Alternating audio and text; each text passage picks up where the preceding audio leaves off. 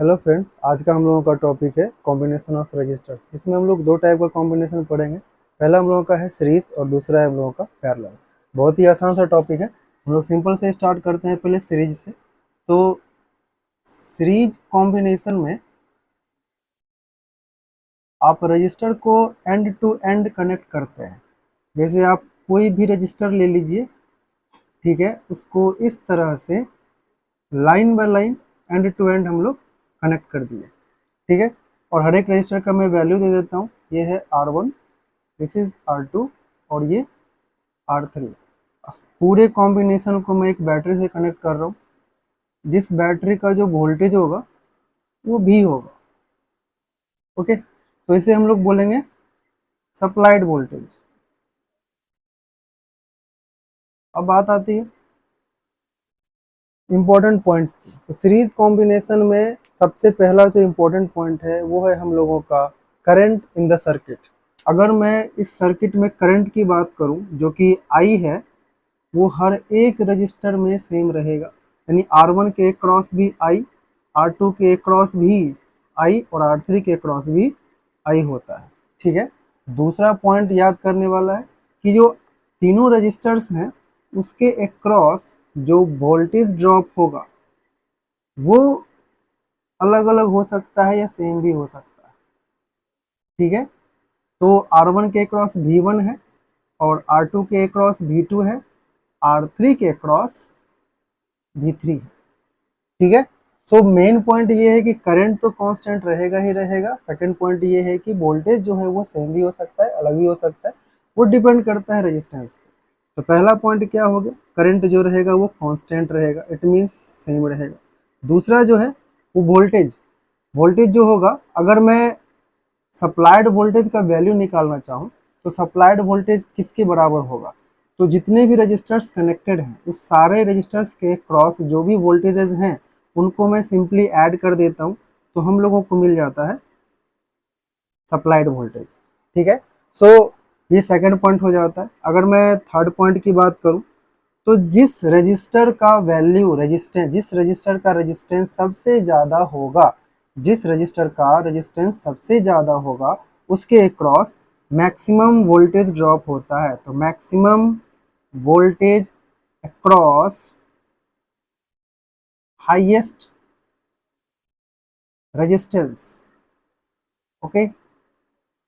अगर मान लीजिए ये अगर मैक्सिमम वोल्टेज हाईएस्ट रेजिस्टेंस के क्रॉस ड्रॉप हो रहा है, इट मीन्स क्या होगा कि उस रेजिस्टेंस यानी हाईएस्ट रेजिस्टेंस के क्रॉस हाईएस्ट पावर और we can say maximum power भी कंज्यूम होता है,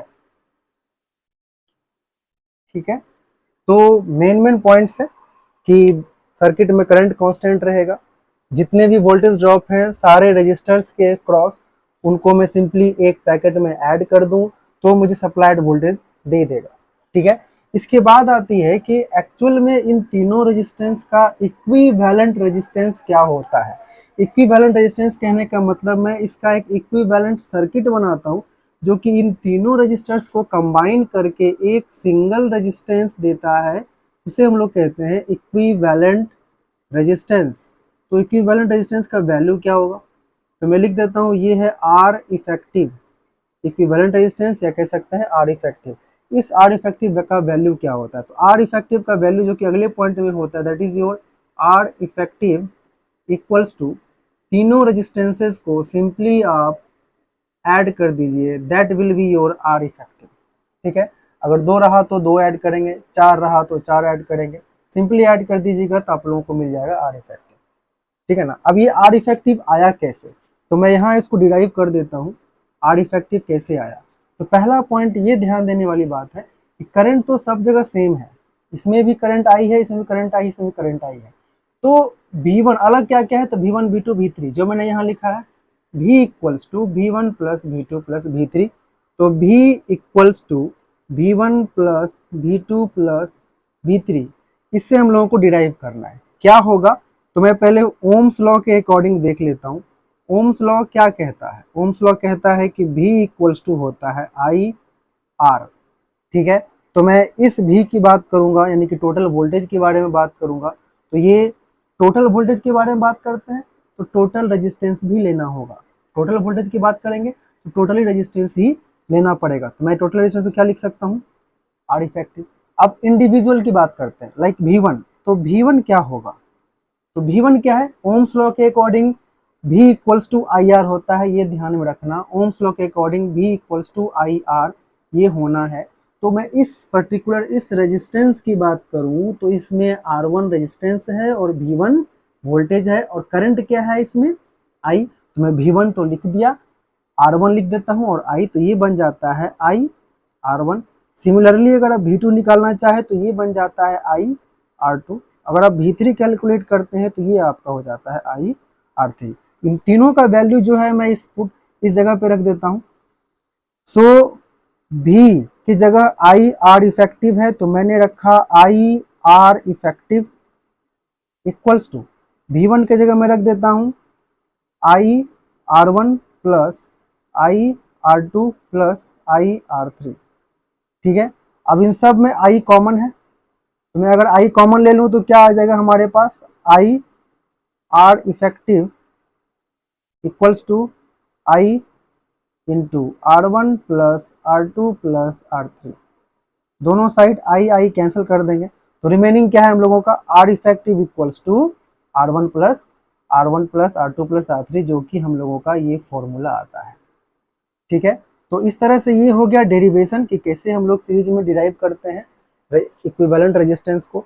तो ओवरऑल ये हम लोगों का हो जाता है सीरीज कॉम्बिनेशन। इसके बाद हम लोग पढ़ेंगे पैरेलल कॉम्बिनेशन।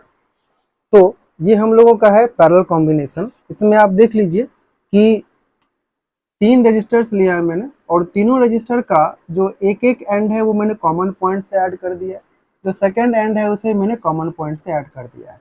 तो पैरेलल कॉम्बिनेशन में क्या होता है कि सारे रजिस्टर्स का पॉजिटिव टर्मिनल कॉमन होता है और नेगेटिव टर्मिनल भी कॉमन होता है। तो बैटरी की बात करूं मैं तो ये बैटरी भी है, इसका ये बड़ा वाला पॉजिटिव छोटा वाला नेगेटिव, तो सारे रजिस्टर्स का ये सारा लेफ्ट एंड जो है वो पॉजिटिव है और सारा राइट एंड जो है वो है नेगेटिव। तो ये सारा कॉम्बिनेशन कहलाएगा आपका पैरेलल कॉम्बिनेशन। अब इसमें आती है बात कि इससे पहले मैंने सीरीज में क्या पढ़ा था कि सीरीज में सारे current through each resistor is same, current सब कांस्टेंट रहता है।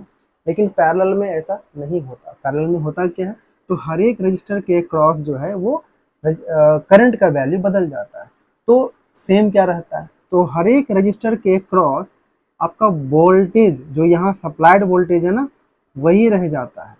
पैरेलल में जितने भी रजिस्टर्स पैरेलल में हैं वो सारे रजिस्टर्स के क्रॉस वोल्टेज सेम रहेगा। ओके, बट चेंज क्या हो रहा है, यहाँ पे करंट चेंज हो रहा है।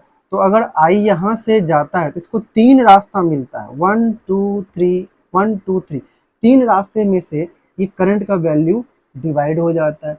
तो इस रास्ते के अक्रॉस I1 जाएगा, इधर I2 जाएगा और इधर I3 जाएगा और इधर I1 I2 और ये I3, टोटली फिर I1 I2 और I3 ऐड होके आपका मेन करंट आ जाता है। तो पैरेलल कॉम्बिनेशन में क्या ध्यान देने वाली बात है कि जो वोल्टेज है वो सारे रजिस्टर्स के अक्रॉस कांस्टेंट रहता है और करंट जो होता है वो अलग अलग होता है। Okay, so first point is voltage constant रहता है। ठीक है, सेकंड पॉइंट क्या है, करंट। करंट का वैल्यू कैसे निकालेंगे, तो करंट हम लोगों का क्या है, मेन करंट है I। So I equals to, तो यही करंट तो 3 पार्ट में डिवाइड हुआ ना, तो इसी करंट को मैं लिख सकता हूं I1 plus I2 plus I3। Okay, अब अगली बात आती है कि इन तीनों रजिस्टर्स में से जिस रजिस्टर का रेजिस्टेंस सबसे कम होगा, इट मींस लीस्ट रेजिस्टेंस, जिसका सबसे कम रेजिस्टेंस होगा उसके थ्रू करंट जो है वो मैक्सिमम होगा। सबसे कम रेजिस्टेंस के थ्रू करंट सबसे ज्यादा होता है।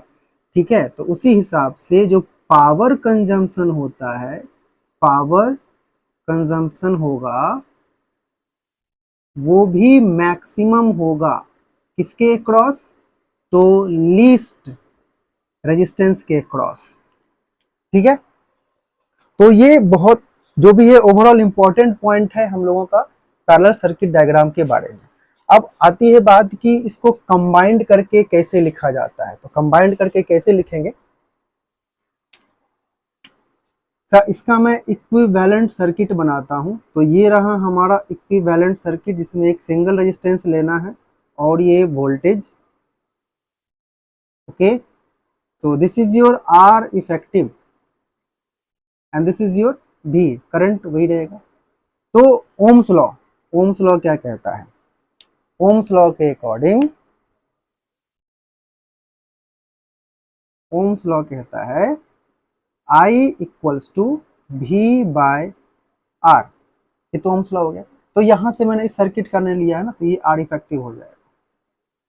ठीक है, अब मुझे ये फॉर्मूला का यूज करना है। तो I equals to I1 plus I2 plus I3। तो I का वैल्यू तो पता है, हम लोग I1 निकाल लेते हैं। I1 इक्वल्स टू क्या होगा, तो I1 जा रहा है इस सर्किट में, इस रजिस्टर में, तो I होता है V बाय R। सिंपली पहले माइंड में रखना है I equals to V by R, ये हमारा माइंड फिक्स रहना चाहिए। तो I1 इक्वल्स टू V, इसके अक्रॉस V क्या है, तो ये V है, और रेजिस्टेंस कितना है, तो R1 है, तो मैंने रख दिया यहाँ पे V बाय R1। अगर मैं I2 की बात करूँ तो I2 equals to V by R2। अगर मैं I3 की बात करूँ तो I3 equals to V by R3। अब सारे का वैल्यू मैं इसमें पुट कर देता हूँ। I मैंने क्या रखा था, V by R effective equals to V by R1 plus V by R2 plus V by R3। तो सिमिलरली सारा V कैंसिल हो जाएगा, तो हमारे पास रिजल्ट क्या आएगा, 1 by R effective equals to 1 by R1 plus 1 by R2 plus 1 by R3। ठीक है, तो हम लोगों का जो रेजिस्टेंस आएगा वो आ जाएगा 1 by R equals to 1 by R1 plus 1 by R2 plus 1 by R3। ठीक है, तो ये हो गया हम लोगों का पैरेलल कॉम्बिनेशन। पैरेलल कॉम्बिनेशन में ये फॉर्मूला अप्लाई करना है, और सीरीज कॉम्बिनेशन में आपको पता है कि R1 plus R2 plus R3 formula apply करना है। अब देखिए, सीरीज और पैरेलल में अगर मैं बात करूं कि जो इफेक्टिव रेजिस्टेंस आता है, तो इफेक्टिव रेजिस्टेंस जो होगा वो सारे रजिस्टर्स से बड़ा होगा। ठीक है, सारे रेजिस्टेंस से बड़ा होता है। लेकिन पैरेलल में जो इफेक्टिव निकलता है, दैट इज आर इफेक्टिव, वो सारे रेजिस्टेंस से, यानी कि सबसे लीस्ट रेजिस्टेंस से भी छोटा होता है। ठीक है, तो कुछ एग्जांपल ले लेते हैं। मान लीजिए कि हमने ले लिया 1 2 3, तो ये है आपका R1, ये R2 और ये R3। अगर मैं बात करूँ सीरीज में, तो सीरीज में R इफेक्टिव कैसे निकलेगा, तो ये निकलता है आपका R1 plus R2 plus R3। तो R1 क्या है आपका 1 plus 2 plus 3, that will be your 6 ओम। अगर यहाँ चेक करो आप, तो ये 6 ओम जो है वो 3 से भी बड़ा है, 2 से भी बड़ा है और 1 से भी बड़ा है। तो आर इफेक्टिव सारे रजिस्टर से बड़ा होता है। अगर मैं पैरेलल में निकालना चाहूँ तो 1 by R effective equals to 1 by R1 plus 1 by R2 plus 1 by R3। ठीक है, तो आर इफेक्टिव क्या हो जाएगा, 1 by R effective equals to 1 by 1 plus 1 by 2 plus 1 by 3, जो वैल्यू आता है 6 plus 3 plus 2, that will be your 11 by 6, जो कि है 1 बाय आर इफेक्टिव। और 1 बाय आर इफेक्टिव है तो हम लोग इसको रिवर्स करेंगे, तो आर इफेक्टिव इक्वल टू हो जाएगा 6 बाय 11, जिसका वैल्यू जो है वो 1 से छोटा होता है। तो आप ये चेक कर लीजिए कि आर इफेक्टिव जो आया पैरेलल में वो आपका 1 से भी छोटा है, इट मीन्स 1 से भी छोटा है, 2 से भी छोटा है और 3 से भी छोटा है। इट मीन्स यहाँ पर जो मैंने स्टेटमेंट लिखा है वो सही है। ओके, सो ये हो गया आप लोगों का ओवरऑल सीरीज एंड पैरेलल। एक इम्पॉर्टेंट पॉइंट है या शॉर्ट ट्रिक बोल सकते हैं, जैसे कि अगर मान लीजिए किसी भी सर्किट डायग्राम में सिर्फ और सिर्फ 2 रजिस्टर कनेक्टेड हैं, ठीक है, एक R1 है एक R2 है, तो इसके लिए एक शॉर्टकट है, इसके लिए बस कुछ नहीं, आर इफेक्टिव को कैसे निकालना है, ठीक है। पैरेलल की बात कर रहा हूँ मैं, सिंपल पैरेलल की बात कर रहा हूँ। तो ये हो जाएगा आपका R1 into R2 divide by R1 plus R2, ठीक है। कुछ नहीं करना है, आर इफेक्टिव इक्वल टू दोनों रेजिस्टेंस को मल्टीप्लाई करना है, प्रोडक्ट बाय सम। तो ये एक याद रखने वाला पॉइंट हो जाता है। Okay, so this is all about series and parallel circuit. और हम लोग नेक्स्ट वीडियो में पढ़ेंगे पावर के बारे में, पावर जो कि बहुत इंपॉर्टेंट टॉपिक है और बहुत सारा फॉर्मूलाज भी है जो हम लोगों को आगे न्यूमेरिकल्स में हेल्प करेगा, ठीक है। So thank you.